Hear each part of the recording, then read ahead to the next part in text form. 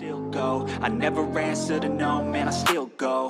Go, go, go, go, go, go, go, go, go, go, go, go, yo, go, go. 给巴萨米狗，各位观众，大家好，我是水獭。在07到11年是800cc 的 GP 赛场，那是一个各领风骚的时代。雅马哈有良好的车架，配上出力柔顺的直四引擎。那杜卡迪呢，有一颗加速猛爆的 V4 引擎，但却没有与之匹配的车架。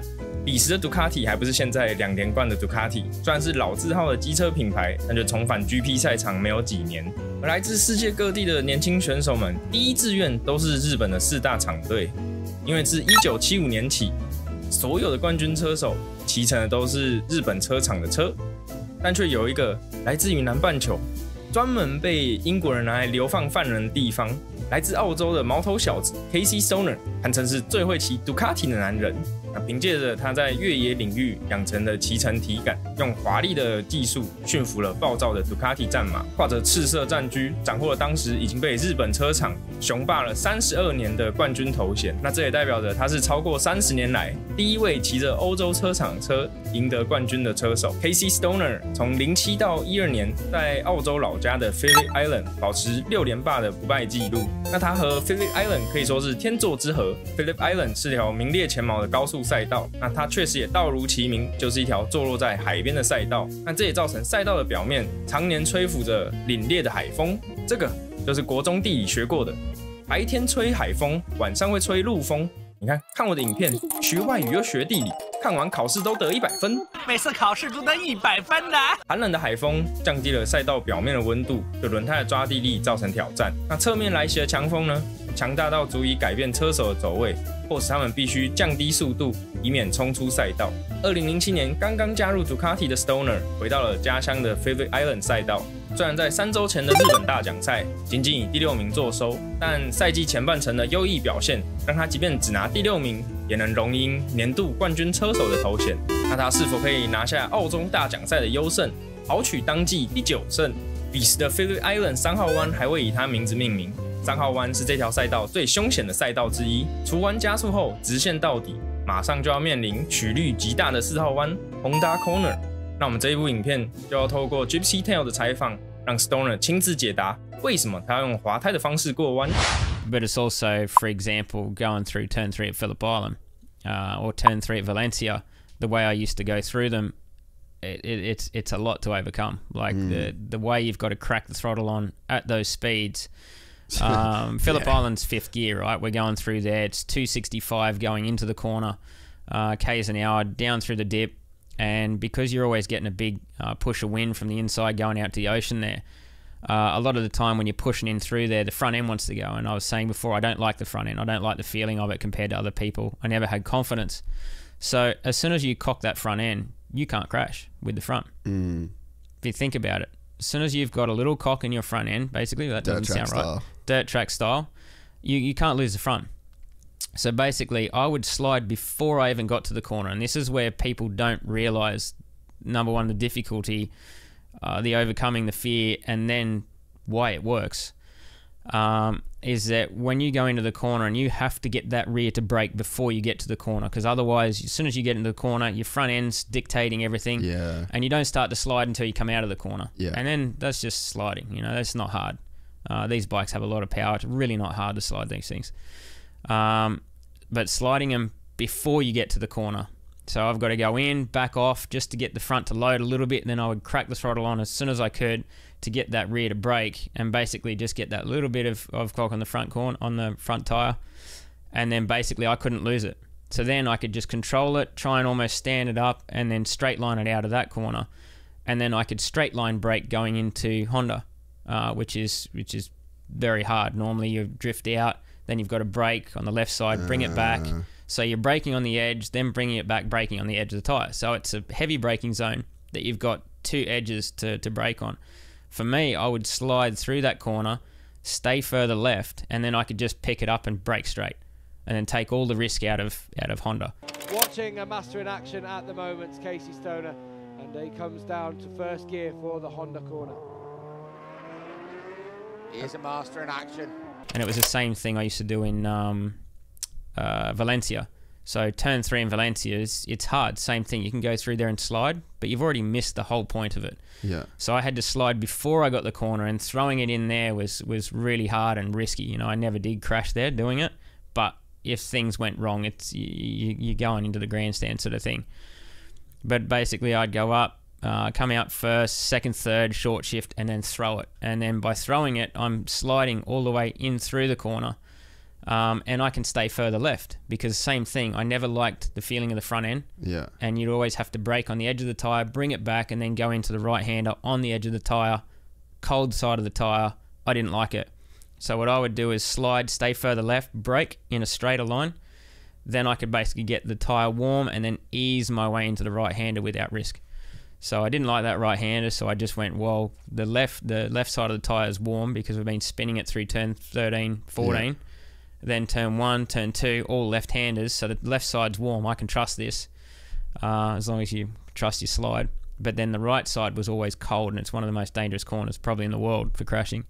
And so, I just took the risk out of those corners by doing that. But everyone just saw me as I was sliding it through the corner, coming out. But there's a lot more to it. Especially for me, it was in qualifying with new tyres. It's even harder to step out. So when the tyres are older, they step out a lot easier. But when you've got new tyres and the thing's all gripped up, first lap out, and you've got to try and, push that really hard through there, that was the hardest. But I think in 2011, because 2012, it was raining a little bit, conditions weren't great. But we went in there at 265, and then the slowest point of that corner was 258. So I only lost 7 k's an hour between backing off for that half a second. It was only literally half a second back off before I cracked it again to get it through there. So I only lost 7 k's an hour through turn 3 at Phillip Island. That was pretty good. In Phillip Island, I always had to be cautious of it because there was a few corners that I did used to spin. So then I had to take it easier on other corners to drop the tyre temperatures back down just to make sure that we didn't, overheat them and destroy them during the race. But those kind of things, I never liked the feeling of the front end being pushed by the wind. So as soon as I got in MotoGP where I had power, I'm like, whoa, I need to get this thing cocked as soon as early as possible coming out of the corner. And then basically I went, well, there's a big tyre bundle on the inside of that corner. Yeah. And it blocks the wind. So you get a bit of a crosswind going into it. Then there's a patch where it blocks the wind. And then if it's really blowing, it comes out the other side and on the far side of it, and then all of a sudden hits you, and that's when it wants to blow your front end out. So I had to make sure that I had it gone before I came out and hit that wind. So basically I just got earlier and earlier and earlier at doing it and more confident. And the earlier I did it, people think you're spinning the whole way through, but I can spin it early and then actually reduce the spin the whole way out of the corner. Yeah. Whereas everybody else is going through the corner and then spinning all the way out, whereas I'm doing the opposite. I'm actually spinning and then reducing the spin on the way out. And so who were you working on this kind of stuff with? Who were you talking to about it, or was this just all internal? This is all me. That's so sick. I didn't ever have anyone to work with. So my engineer was good. I used to talk to him about things and explain to him what I was doing. But we never discussed how I had to ride. He never, ever told me how I had to ride. I never had anyone giving me any advice on how to ride. This was all just me watching other people, figuring out what I needed to do, how to go faster than everybody. And, sometimes it was just literally taking the brain out. You had to if you want to win races, you had to push harder than other people. 看完采访，我们个人了解 Stoner 看似危险的过弯方法，实则是经过精心考量最为安全的过弯选择。只是他艺高人胆大的操作，让这看起来一切就像是在刀尖上跳舞。那他也在采访中提到，他不喜欢前轮在高速弯中既要承受刹车负载，又要负责车身指向的回馈感，但只要让后轮突破抓地力滑起来，然后龙头反打，基本上就不会摔车。那他很天才的把2个工作给拆分开来，让前轮负责指向，然后用后轮的滑动程度进行刹车。因为让后轮抓地力突破极限，在传统的观念里面只会降低过弯速度，但是 Stoner 着眼点不是在一城一地的得失，他看到的是如果他提早开始滑动，他就可以更早的让车头指向通过 Apex， 紧贴着弯心点出弯，并且为即将到来的4号弯取得更良好的入弯路线。而他自小练就的越野技能包，也让他可以对后轮的滑动程度控制自如。一旦车头出弯，他就可以提早灌油，让杜卡迪引擎猛爆的出力得以发挥，并且他也深知杜卡迪车架的弱点，但当时钢管编织车架带来的良好感受，让他可以感知车辆在接近极限时发出的讯号。那反正他也不喜欢在下倾角时捏刹车，他就选择提前在 Honda Corner 入弯前刹车，以车辆直立的状态下进行重刹，以相对更低的速度躺进4号弯。那这里头的理由呢，也包括这条赛道左弯居多，所以左边的胎温相对容易保持。Stoner 说他不太相信右边的轮胎，那结合影片开头提到的海岛妖风，这种担心并非毫无道理。而正是这些细节的堆积，让他在07年的 Phillip Island 甩开第2名 6.76 秒，更和排在第3位大名鼎鼎的 Rossi 拉开了 10.03 秒的差距。由此，他也揭开了他在 Phillip Island 的连胜之旅。往后的5年间，他连庄了澳洲大奖赛的冠军宝座，完成了惊人的6连霸，把冠军头衔留在老家。可惜天妒英才，早早的就受到怪病折磨，迫使他在巅峰的年纪就选择退役。 At the end of this 2012 season, I will be not racing in the 2013 championship. I will be finishing my career at the end of this season in MotoGP.